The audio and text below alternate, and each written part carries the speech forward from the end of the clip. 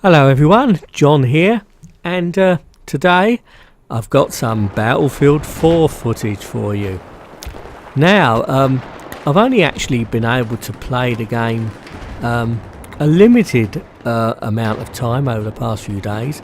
I've been pretty busy. I've had a new camera arrive, which I put up a video the other day about, and I've not yet set it all up, but it works, but I've still got to set up all the tripod and all that, and all the various other things, get the mics working with it. But it's looking very good.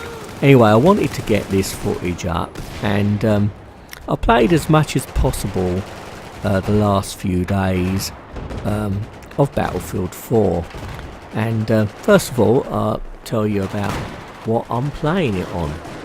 I'm playing it on the PC, of course, and my PC specs are, I've got 16 gigs of RAM, I've got a Core i5 Ivy Bridge, moderately overclocked to 4.2 gigahertz, but the real power in my system is the two EVGA GTX 680 for the Win editions with 4 gigs of DDR5 RAM.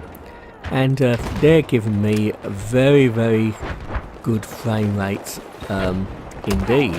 I think when I'm not recording, I'm in the 100 FPS mark, which I'm more than happy with. You know, there are better cards nowadays, but hopefully these are going to last me for some time to come. Anyway, it's been a struggle to get this footage up because I've still been having some technical problems with my PC. I think it's a combination of software and hardware, but I'm probably going to have to address that sometime soon. Now, what's my opinion on Battlefield 4? Well, from the brief time I've played, I think it's absolutely incredible. You know, I thought Battlefield 3 was good, but this is tremendous. The map design from Ghtz is superb. Obviously, everyone on the PC have been suffering this week since launch with random crashes. It seems to be certainly map specific. Some maps you get a crash, some you don't. But anyway, the good news is that Ghtz is addressing the issue, and hopefully pretty much soon them days will be behind us. Of course, what hasn't improved is my standard of gameplay, and although I'm enjoying the game, I'm finding I'm dying quite a lot, as you can see.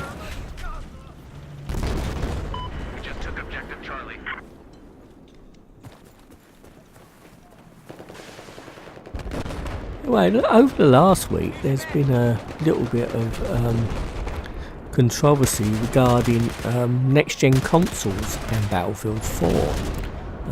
It's not the only game which the topic has been discussed.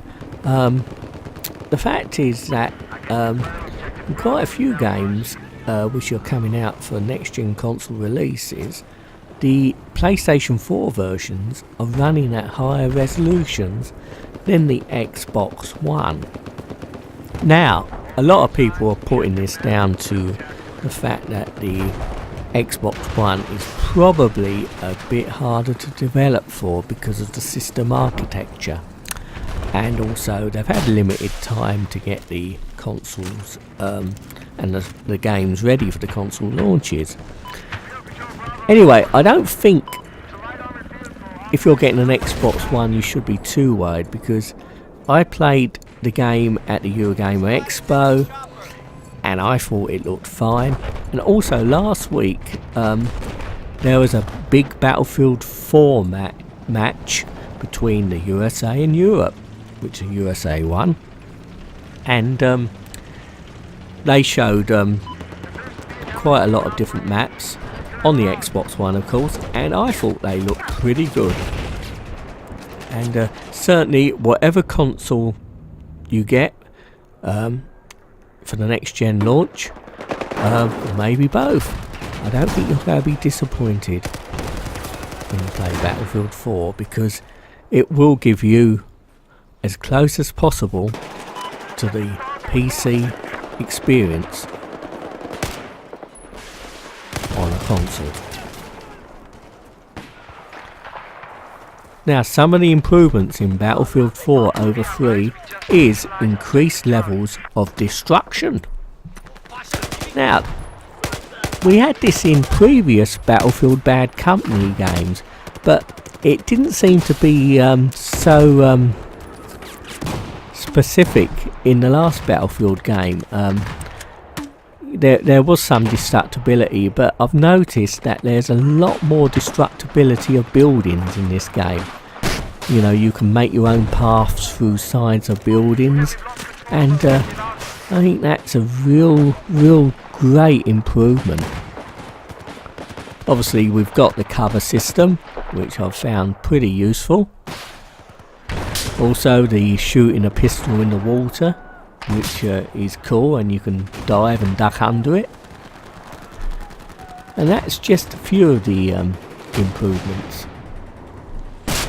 One thing I've noticed is that vehicles seem to be a lot more difficult to destroy. You seem to have to hit them more than 2 or 3 times with a RPG. I know during the water and the sea levels, which we're seeing here, these boats are really difficult to destroy, and they're pretty lethal when you've got a full squad manning all the guns. Now, Paradise Storm looks absolutely incredible. It's so good, I just really want to go on and find a beach and get some tropical cocktails. Trouble is, everybody just goes and shoots me when I try and sit down. No, seriously, this map is fantastic, and it really comes into its own when you get the Levolution events, where the winds and the water comes rushing in, the clouds gather, it chucks it down like cats and dogs with rain and everything, and it's like a hurricane. It's fantastic. It really is incredible. We have neutralized objective Delta. Now, I know a lot of people are playing the game on the 360 and PS3. I'm sure they're having a great time. But I hope you're all getting an idea of how great the visuals are, and just think that the next generation consoles are going to come very close to having this type of experience. You're going to get the full Battlefield experience, 64 players, which is going to make a big difference indeed.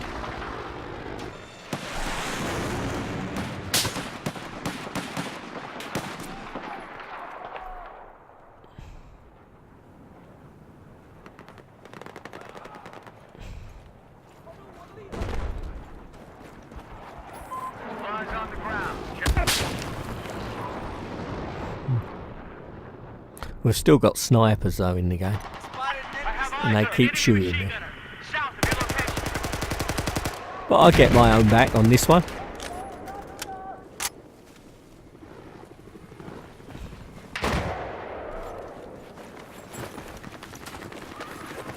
All teams reference your map for high-value targets. Check the outfits to compromise.